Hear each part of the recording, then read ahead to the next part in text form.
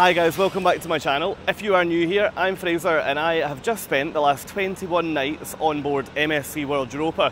Now for the rest of the year, I'm going to be ship hopping, hopefully seeing lots of cruise ships in the process and hopefully also seeing a fair chunk of the world at the same time. Now in this video today, I'm going to be talking to you about the top 10 things that you need to think about doing if you're planning to cruise on board MSC World Europa. Now before we kick off counting down my top things to do on MSC World Europa, it's worth mentioning that there are so many more things that you could do than what we'll cover in this video. Now you can spend time at one of the many outdoor pools, or if you prefer to be indoors, you also could swim in here. Now the real luxury of the indoor pool is that this is actually open until 10:30 every evening, so perfect if you like to chill out and have a swim when it's a little bit quieter because everyone's already away to dinner. However, long story short, this ship is huge. Passenger decks range from down on deck 5 all the way up to deck number 22, so whatever you're in the mood for, you'll probably be able to find a way to do it when you're on the ship. Now coming in at number 10 for me is the onboard Chocolatier. Now you'll find this on deck 6, which is just along from guest services in the main promenade section. Now in here, you can shop from a huge array of specialty chocolate. Now that will range from chocolate bars. You can see I was on the ship at the point of Easter, so you could buy Easter eggs, or you could come along and buy specialty truffles and chocolates or macaroons. Now in here you'll also find a really impressive array of chocolate sculptures. So two examples that I've got for you to put on the screen now. The first one was, I guess, like an under the sea type thing, and the fact this is all made from chocolate is just absolutely mind-blowing. Now when you're in the chocolate shop, you can actually look behind the scenes. In the glass fronted kitchen, you can see behind there the people are working and they are now making the new creations, which yeah, is really incredible to watch. Now one thing that I definitely think you should try on the ship are the ice creams in here. The ice creams here are absolutely brilliant. You should expect to pay about €6 or €7, but I think it's the best ice cream on the ship.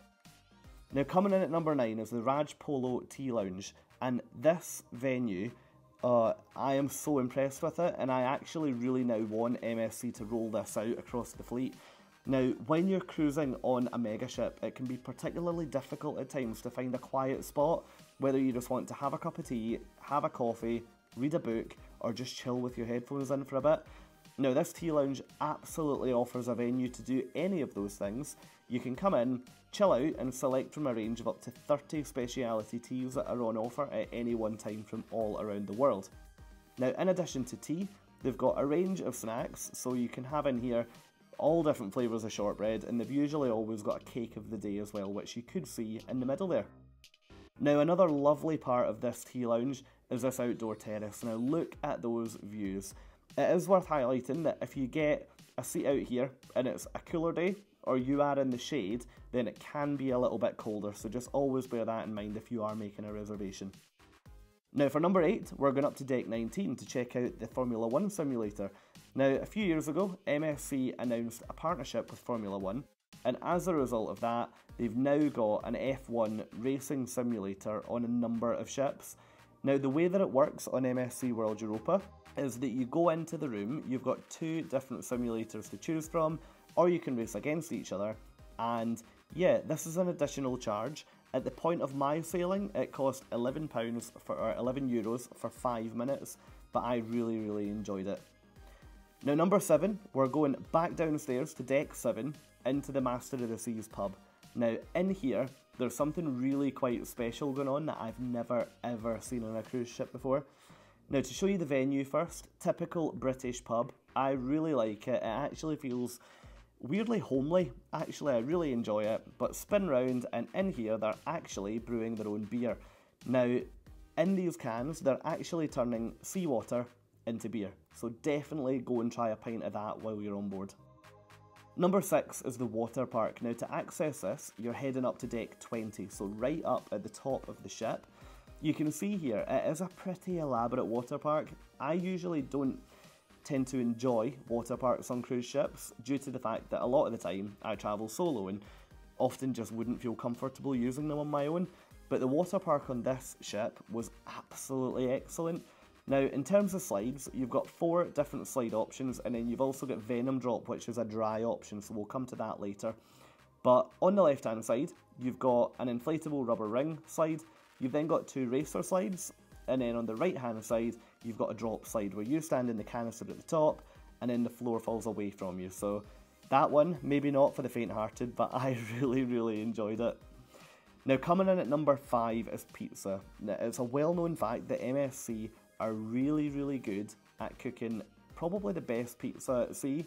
Now, you can get this from a number of locations around the ship. So you can either get it in the buffet, you can get it at the poolside grill, you can get it on your room service menu, or if you come down to the venue I'm showing you at the moment, this is MSC's brand new dining venue called Pizza and Burger.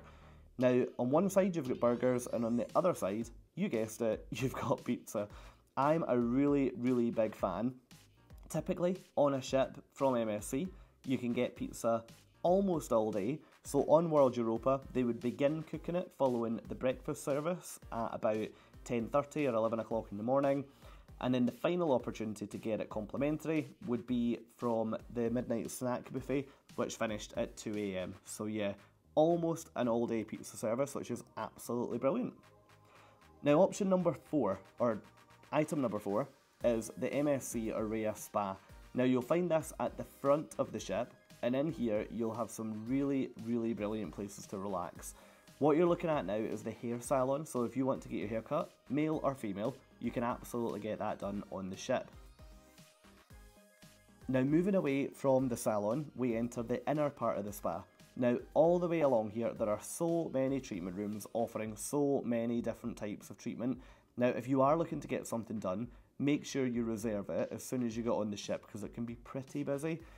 Now, moving into the thermal suite, this is my absolute favourite part of the Aurea Spa on this ship. I just found the facilities in here so impressive and such a good size. Now, there's a number of saunas, a number of steam rooms, a number of relaxation rooms, really well kitted out on here. Now, the bit of advice that I would offer you if you are considering booking a thermal pass for the cruise, which I would really recommend, just make sure that if you are planning to attend in here on a sea day, you're prepared for it to be pretty busy. Now, I definitely prefer going on a port day, but I appreciate that you quite often would rather leave the ship, so yeah, just be careful of that.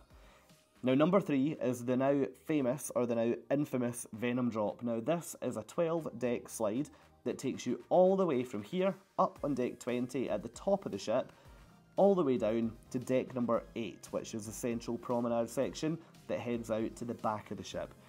Now, what I also managed to do on here was actually video myself going down, just so that I can prove to you that I actually managed to conquer the Venom Drop. But yeah, if you haven't tried this kind of thing before, I would really recommend it. It's not as scary as it looks once you get in there, but you're going to have to trust me on that one.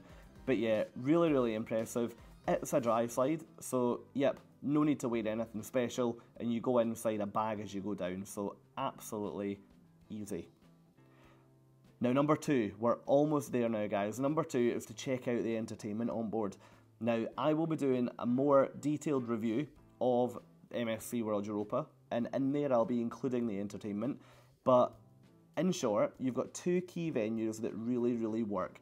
The first one is the venue that we're in at the moment, which is the World Theatre, and some of the acts that they have playing in there at the moment are really good. Now, the second venue that I'd like to highlight today is my absolute favourite, and that's the Panorama Lounge. Now, this lounge, you'll find it at the very back of deck 7 on the ship, and the acts that they have in here are excellent. The views are even better, but what they now have on this ship is, if you've been on a Meraviglia Plus class, you'll know that they've got the Cirque du Soleil Pay Extra entertainment. Now, this venue has essentially overwritten the venue that Cirque du Soleil operates in. The shows in here are free of charge, you just have to remember to book them in advance. But yeah, really well impressed. The shows in here are all interactive, they're all fully immersive, so the singers and the dancers are up in the crowd, but hey, I won't give too much away so that I don't ruin the surprise for you. And number 1, without a doubt, is to enjoy the views that are going on around the ship. I quite often find when people book a cruise on a megaship, they spend so much time enjoying the facilities inside, that they quite often forget where they are and they forget how beautiful a world they are actually travelling around. Now, some of the views that I'm showing you here are from my cruise, which went from the Middle East back over to Europe, and I'm sure you'll agree they are absolutely remarkable. So what I'll leave you with is a couple of sunsets and a couple of views around MSC World Europa as we cruise through the Middle East, up the Suez Canal and into the Mediterranean. But hey, I really hope that you've enjoyed this video today. Hopefully if you've got a cruise booked, it's given you some things to look forward to, and if you don't have one booked, it's given you a bit of an idea of what life on board one of the largest cruise ships in the world could look like if you are looking to spend a day on board. But yeah, thank you so much for watching. If you've enjoyed this video, please think about subscribing to the channel, and also while you're down there, if you would consider giving it a thumbs up, that would be excellent as well. But for now, thanks so much for watching, and I'll catch up with all of you soon. Cheers guys, bye.